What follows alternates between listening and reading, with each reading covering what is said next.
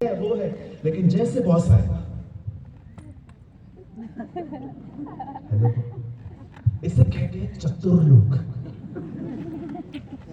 बोलो बाजू लिखो चतुर नंबर में।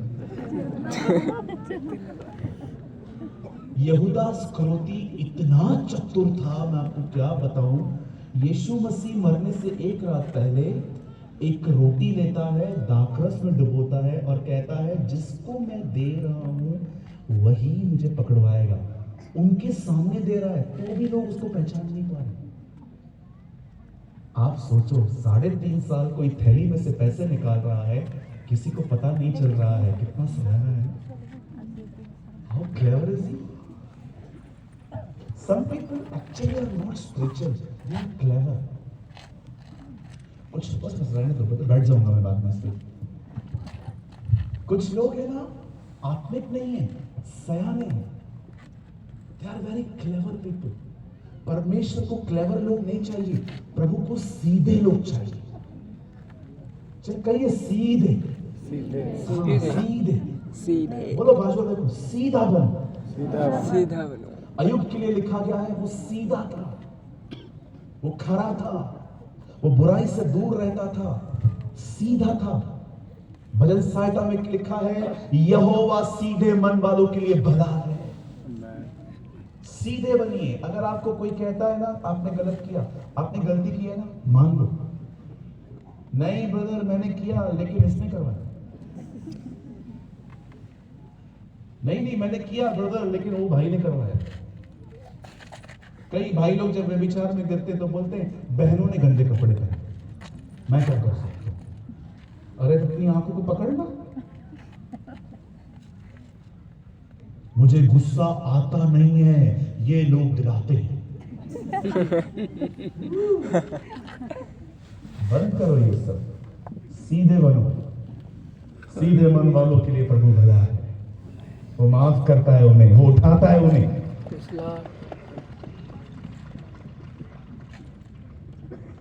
जब परमेश्वर ने आदम को कहा भाई तो सब खा लेना, एक को छोड़ देना, शैतान वहां पर आया, हवा वहां खड़ी थी और पर उसके पास आके कहता है हवा क्या सच है कि परमेश्वर ने आपको सब कुछ खाने के लिए मना किया है? नहीं, ऐसा नहीं है। नहीं ऐसा नहीं है। तो क्या हुआ? परमेश्वर ने कहा है हम सब खा सकते हैं, लेकिन ये एक पेड़ ऐसा है जिसको प्रभु ने खाने के लिए मना किया है और कहा है छूना भी मत। आपको पता है प्रभु ने छूने के लिए कुछ नहीं कहा था। बाइबल की पहली किताब ही बताती है बहनें बातों को बढ़ाती है।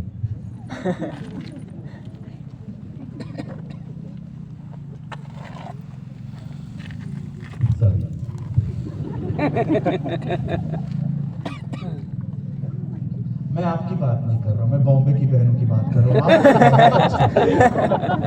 मैं आपके लिए क्यों बात करूंगा बताइए? मैं आपसे मेरा कुछ है आपसे बात? मैं आपके लिए बात नहीं कर रहा हूँ। आप तो बहुत प्यारी हैं, आपने तो घर बनाए हैं, कभी तोड़े नहीं हैं।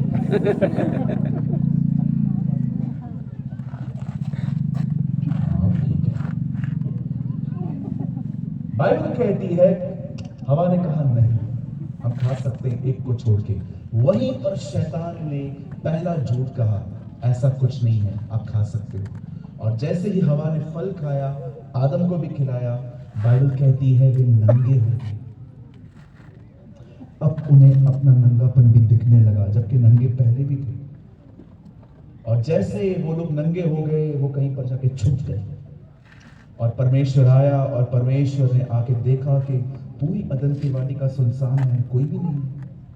और परमेश्वर ने पहली बार ऐसे पुकारा, आदम, आदम। आपको पता है प्रभु ने 2 बार पुकारा क्योंकि कोई नहीं दिख रहा था। आदम ने अंदर से कहा, लॉर्ड मैं बाहर नहीं आऊंगा, मुझे डर लग रहा है। पाप का एक स्वभाव है, वो आपको डरा के रखेगा। जो गलत करते हैं ना वो हमेशा डरते रहते हैं। आप जानते हो the Bible says, the word of the Lord said, खुदा का कलाम कहता है, परमेश्वर ने कहा, किसने कहा कि तू नंगा है, तुझे डर लग रहा है, क्या वो फल खाने के लिए जो मैंने मना किया था, क्या वो तूने खाया? पता है आदम ने क्या कहा? इस औरत ने मुझे खिलाया। She is the one. मैं आपसे एक बात पूछना चाहता हूं यहां पर, लॉन्ग स्टोरी शॉर्ट, बड़ी कहानी को छोटा कर रहा हूं, उसके बाद परमेश्वर ने हमें निकाल दिया। मैं एक सवाल आप में से हर एक से पूछना चाहता हूं, बड़े ध्यान से सुनिएगा। परमेश्वर ने आदम से कहा था जिस दिन तू ये फल खाएगा उसी दिन तू मरेगा। आप जानते हो आदम फल खाने के 930 साल के बाद मरा। फिर खुदा ने क्यों कहा था जिस दिन तुम खाओगे उसी दिन तुम मरोगे? किस चीज में वो मर गया? मैंने किसी से पूछा था, किसी ने कहा आत्मा में मर गया। सर आत्मा कभी नहीं मरती, ये बंद करिए बोलना, ये रॉन्ग आंसर। आत्मा कभी नहीं मरती। आपको पता है परमेश्वर ने कौन सी चीज को मरना कहा है? यहां देखिए, जब एक व्यक्ति परमेश्वर से अलग हो जाता है, इस अलग होने को परमेश्वर मौत कहता है। That is a death. आपकी नजर में मौत है एक व्यक्ति के प्राण निकलना और गिर जाना। खुदा की नजर में पता है क्या है? मरना।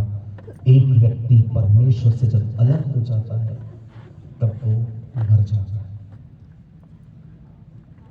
जितने भी दुनिया में आप लोग देख रहे हो जो खुदा से अलग होके हैं, आप देखो परमेश्वर उन्हें मरा हुआ कहता है। एक बार एक आदमी ने प्रभु ने एक आदमी से कहा मेरे पीछे बोले। उसने कहा प्रभु मैं जा रहा हूं, मैं अपने पहले बाप को गाड़ के फिर आऊंगा। यीशु ने क्या कहा? मुर्दों को अपने मुर्दे गाड़ने।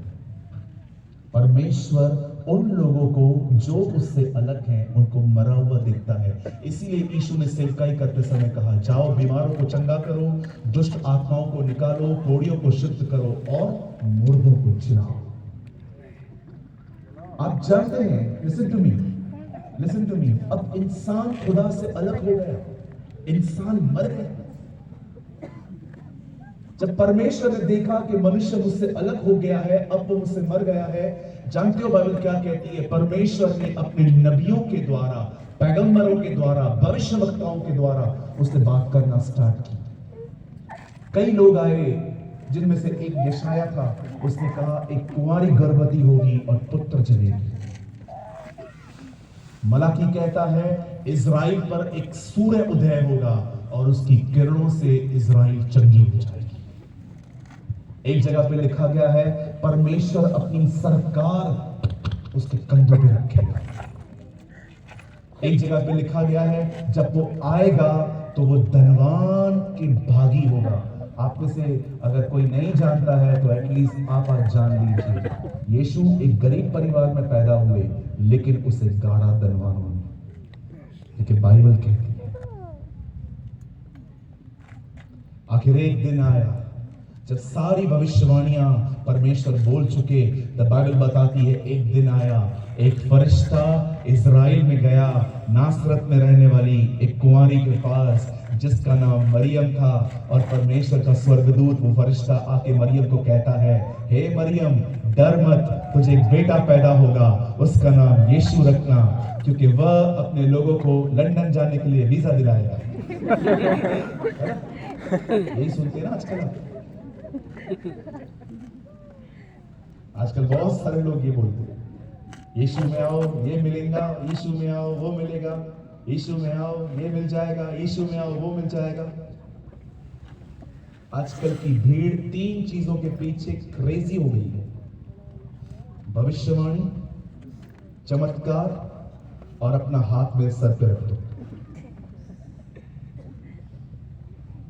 जॉन वेस्ली एक बात कहते थे प्रचार करने के बाद, जब लोग आते थे ना उनसे, सिर्फ वो लोग जो वचन नहीं सुनते थे, सिर्फ चमत्कारों के लिए आते थे। पता है जॉन वेस्ली उनको क्या बोलते थे? जॉन वेस्ली ऐसे लोगों को कहते थे मैं खाना बांट रहा था, तुम चूरन खाने आए। What a man of God. अरे ये चूरन के लिए आते हो? खाली चमत्कार चमत्कार चमत्कार।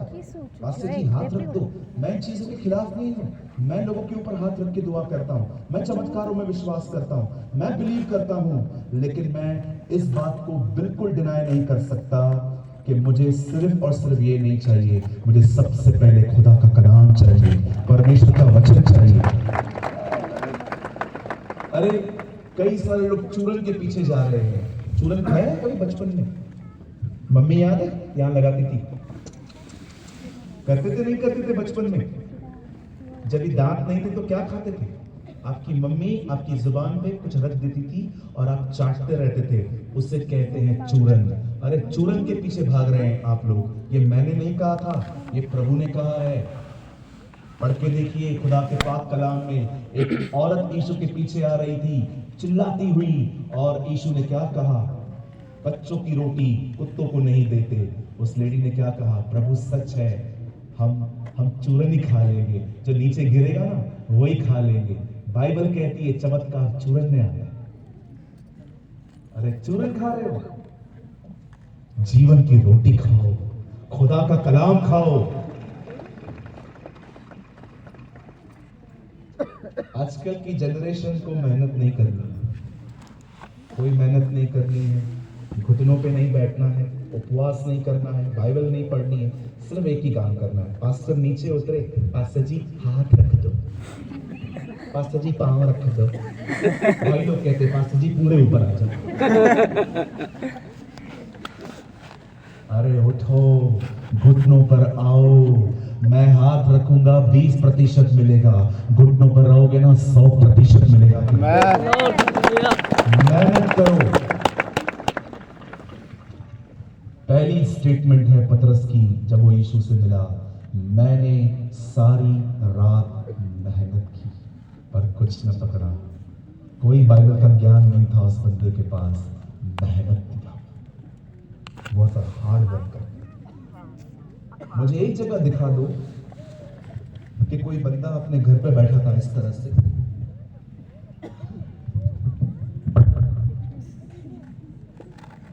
और यीशु मसीह उसके पास आया और कहा मेरे पीछे बोले।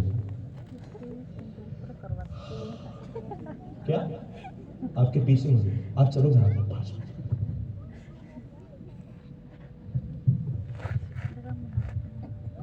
He never called lazy people. उसने कभी सुस्त लोगों को नहीं बुलाया। मती काम कर रहा था, पतरस काम कर रहा था, मूसा काम कर रहा था, एलीशा काम कर रहा था। वो मेहनती लोगों को बुलाता है। He called the hard workers. मेहनती बनो। पता है आज लोग सुस्त क्यों हो गए हैं? ऐसे करिए, ऐसे ऐसे करो, बोलो क्योंकि हम लोग रोज चावल का पहाड़ बना के खाते हैं।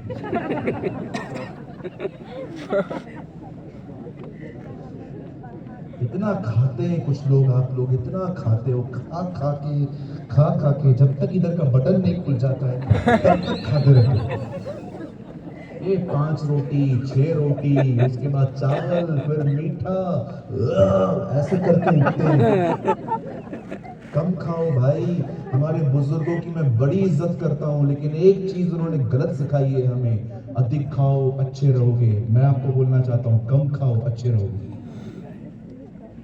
सारा दिन खाते रहते।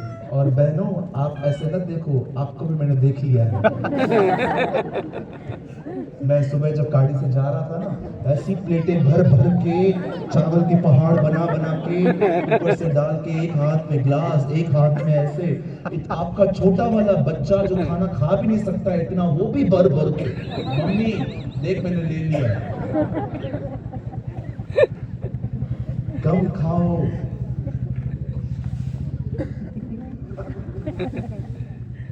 मेरे पीछे कहिए, हमें पेट नहीं भरना, हमें भूख मिटानी है।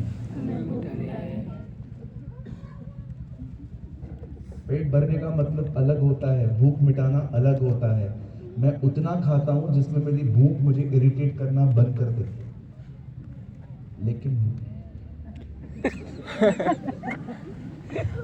फोन बंद करवाइए उनसे, फोन बंद रखिए मीटिंग में। हालेलुया। हालेलुया। कितने लोग मेरी बात समझ पा रहे हैं?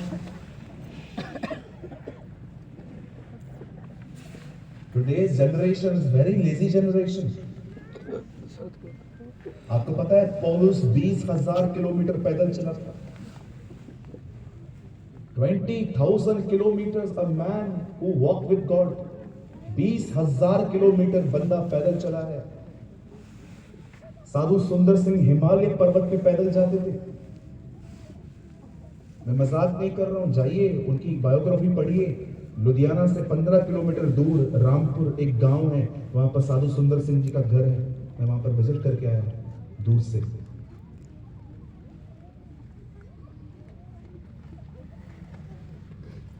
हमारे खुदा के पाक कलाम में लिखा है, जब फरिश्ता नीचे उतरा तब उसने क्या कहा?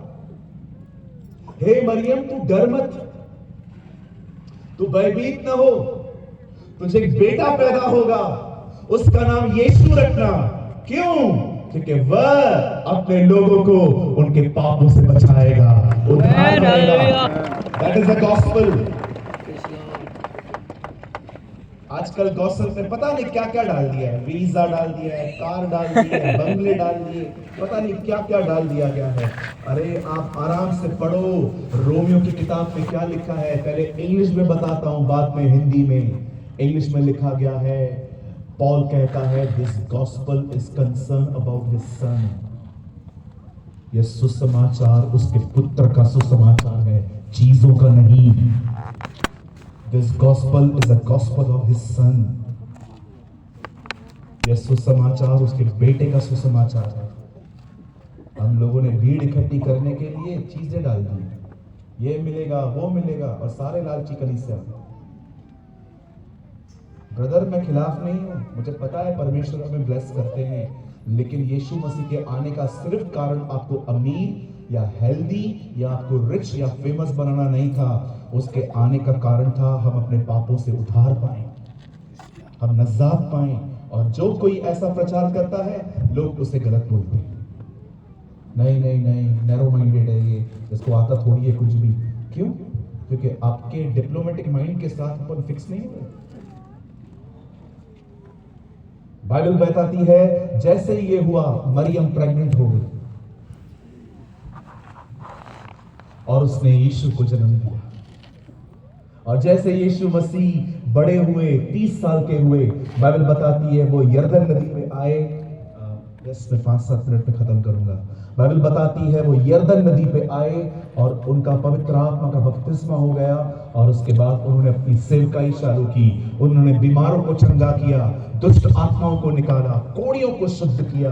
और बाइबल बताती है उसने मुर्दों को जिंदा किया। और एक रात जब उसे पता चला कि अब उसकी सेवकाई खत्म होने वाली है और उसे उस वजह से, जो वजह से वो भेजा गया है, वो वजह उसे पूरी करनी है, उसने एक रात पहले अपने बाहरी कपड़े उतारे, उसने अपने चेलों के पांव धोए।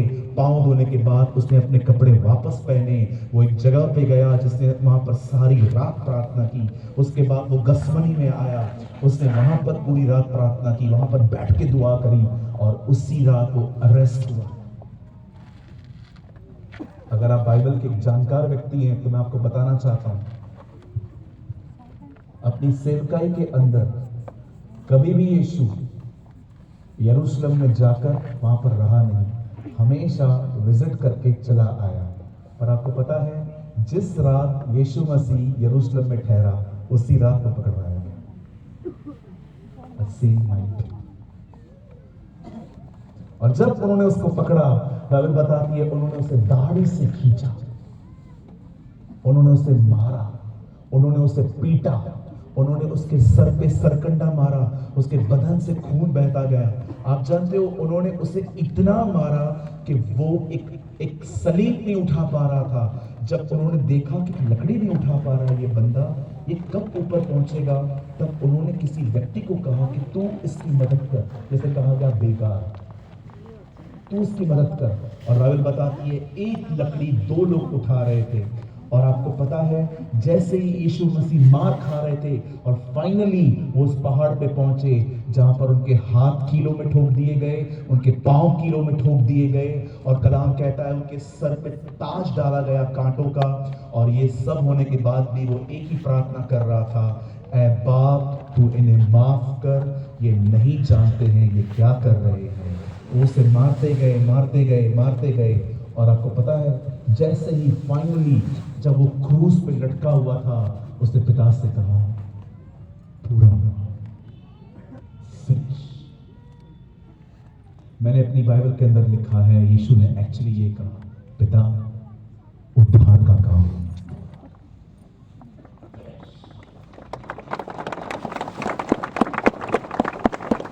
आप जानते हैं, when he shed his blood, उससे अपना पूरा खून बहा दिया। और जैसे ही उन्होंने उसे वहां से नीचे उतारा, उन्होंने उसे कब्र में रखा। और तीसरे दिन जब बहनों को लगा कि उसके बदन में से बदबू आती होगी, उन बहनों ने अपने हाथ में इत्र, सुगंधित वस्तुएं, परफ्यूम सब तैयार की। और जैसे वो कब्र के पास जब गई, कब्र का पत्थर लुढ़का हुआ पड़ा था, और जैसे उन्होंने अंदर देखा वहां कोई नहीं था। स्वर्गदूत ने कहा, क्या देख रही हो, जाओ हर एक को बताओ वो जी उठा है।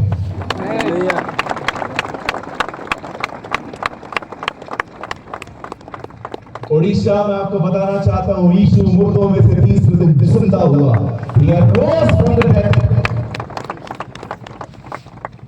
और जिंदा होने के बाद बाइबल कहती है पर्दा फट गया। सॉरी, जैसे वो मरा पर्दा फट गया, उसके बाद वो जिंदा हुआ। अब मैं आपको कुछ बताना चाहता हूं, प्लीज यहां देखिए। मैं आपके मात्र 5 मिनट दूंगा। डू यू नो,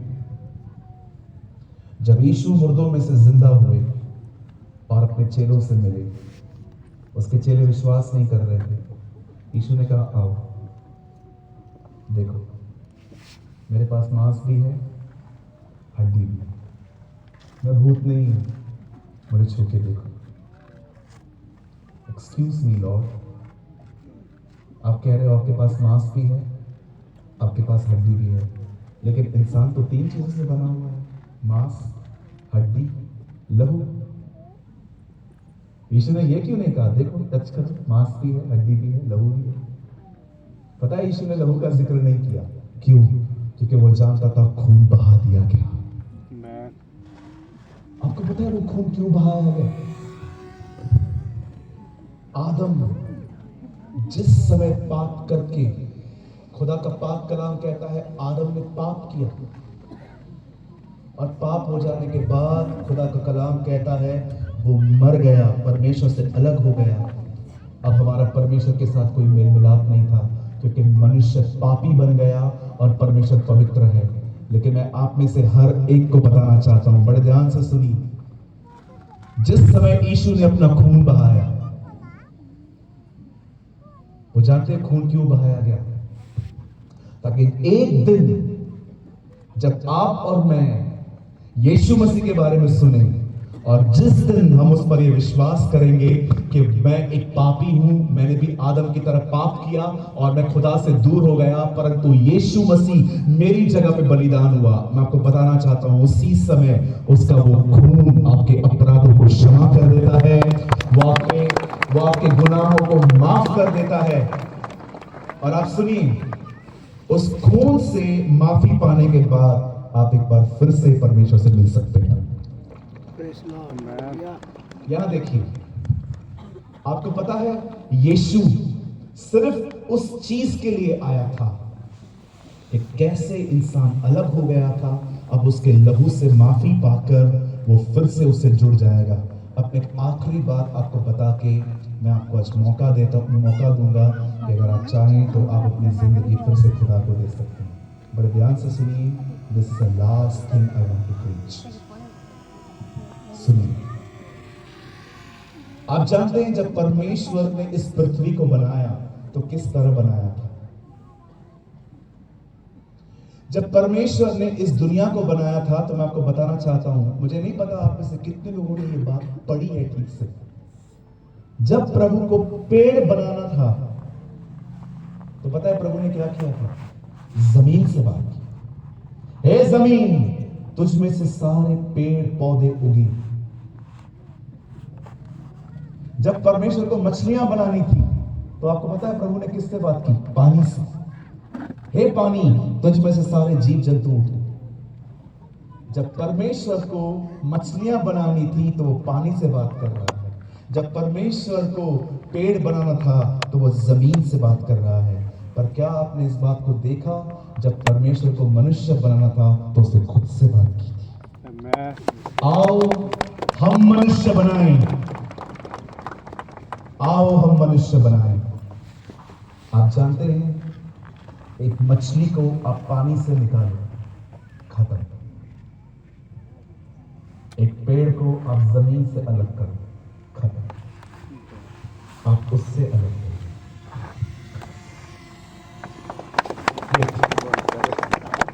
जब आदम ने पाप किया था, तो पता है वो क्यों मर गया? क्योंकि वो खुदा से अलग हो गया। लेकिन जब हम यीशु के पास आते हैं, हम विश्वास करते हैं कि हम पापी हैं और यीशु मेरे लिए मरा है। मैं आपको बताना चाहता हूं, उसका लहू आपको क्षमा करता है और आपको वापस पिता में डाल देता है। मैं आप में से हर एक को कहना चाहता हूं, आप परमेश्वर में से निकले हैं। यीशु आपको परमेश्वर में डालने आया है। इसीलिए उससे कहा, यदि तुम मुझ में बने रहो और मैं तुम में बना रहूं, सच्ची दाखलता मैं हूं, मेरा पिता किसान है, तुम डालियां हो, मैं पेड़ हूं। अगर तुम मुझ में बने रहो तो तुम फल लाओगे। यीशु मसीह सिर्फ आपके काम करने के लिए नहीं आया था, नो डाउट वो आपके काम करता है, लेकिन उसकी पहली सेवकाई थी एक इंसान को जहां से वो निकला है ना, उसे उसके में वापस डाल देना।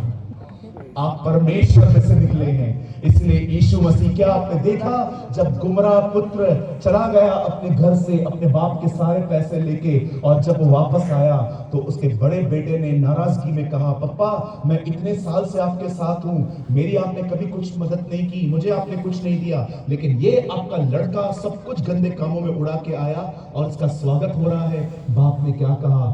बेटा ये मर गया था, जी उठा। आप जानते हैं, जो व्यक्ति खुदा से बाहर है वो मरा हुआ है, और जब वो खुदा में आ जाए वो जिंदा है। क्यों यीशु ने अपना खून बहाया? ताकि हमने जो पाप किए हैं वो माफ हो सके और हम वापस परमेश्वर के साथ मुलाकात करें। मैं यीशु मसीह नासरी के नाम से कहना चाहता हूं, 2024 वो साल है जब परमेश्वर आपसे आमने सामने मिलेगा।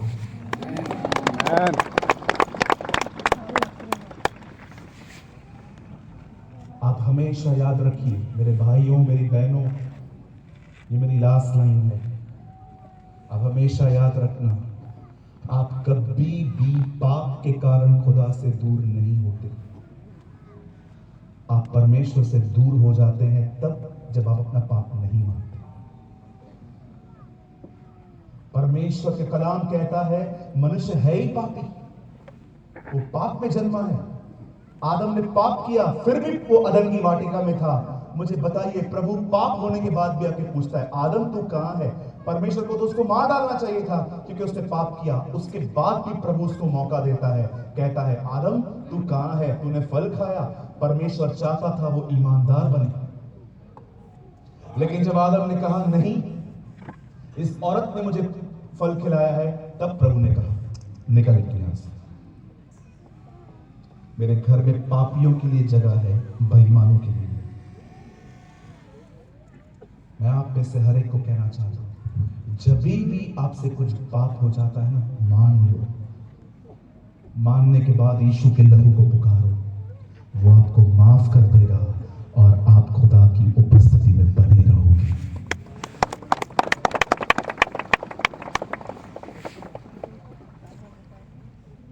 He really loves you, वो आपसे प्यार करता है। और मैं आपको सच कहता हूं, iPhone 15, PUBG, भाइयों लड़कियां, बहनों, लड़के, मेकअप, अच्छा खाना आपको खुशी दे सकता है, संतुष्टि नहीं। संतुष्टि सिर्फ परमेश्वर में है। आपको जितना चाहिए ना नशा करना है ना, जब करो, थक जाओगे। कई सारे लोग टोबैको खाते हैं, सिगरेट पीते हैं, शराब पीते हैं, इससे आगे चले जाते हैं, ड्रग्स ले लेते हैं।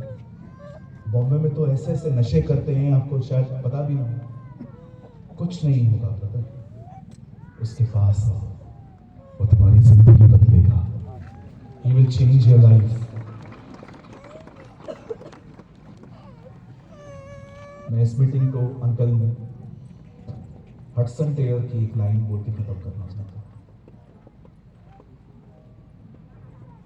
आप जानते हैं परमेश्वर के एक महान जन थे जिनका नाम था हडसन टेलर। वो हमेशा एक बात कहते थे, मैं कभी नहीं भूला। वो कहते थे, इस दुनिया में सबसे खूबसूरत जिंदगी वो है जो जिंदगी परमेश्वर के लिए जी गई है। What is the most beautiful life on this earth? इस दुनिया की सबसे खूबसूरत जिंदगी वो है जो जिंदगी खुदा के लिए जी गई। बहनों, मेरे भाइयों, हो सकता है आप में से कुछ लोग कठिन समय से गुजरते हैं, तकलीफों से गुजरते हो, ऐसी तकलीफें जो बयां नहीं हो सकती। मैं आप में से हर एक को कहना चाहता हूँ, सिर्फ प्रभु के साथ जीना सीखो, परमेश्वर आपकी हालातों से लड़ेगा। God will fight with your circumstance। क्या आपने देखा जिस संदूक को लेकर फिलिस्तीनी के लोग भाग गए थे? जहां जहां संदूक जा रहा था वहां वहां विपत्तियां आ रही थी। वो इतने तंग हो गए, उन्होंने कहा संदूक को लेके जाओ। वो संदूक प्रभु की उपस्थिति को दर्शाता था। आपको पता है, जहां जहां संदूक गया वहां वहां तकलीफ आई, लेकिन जब वही संदूक इजराइल में आया, जिस घर में संदूक गया उस घर में आशीष आई। मैं आपको बताना चाहता हूँ, खुदा की हुजूरी आपके घर को आशीष देना भी जानती है और आपके विरोधियों से लड़ना भी जानती है। आमीन। हालेलुया। बोलो यीशु मसीह की जय। ओ, मैं आपको बताने वाला हूँ, उड़ीसा, अवर किंग इज कमिंग। हमारा राजा बहुत जल्द आने वाला है। अवर जीसस इज कमिंग। आइए, मैं चाहता हूँ आज हम सब खड़े हो जाएं और वापस अपनी जिंदगी उस यीशु को दें जो हमारे लिए मारा गया, हमारे लिए गाड़ा गया और हमारे लिए तीसरे दिन जिंदा हुआ। मैं चाहता हूँ ब्रदर, एक छोटा सा गीत हम गाएंगे। मैं गा रहा हूँ, आप प्लीज मुझे हेल्प करिए। आइए, अपनी आंखें को बंद करिए और प्रभु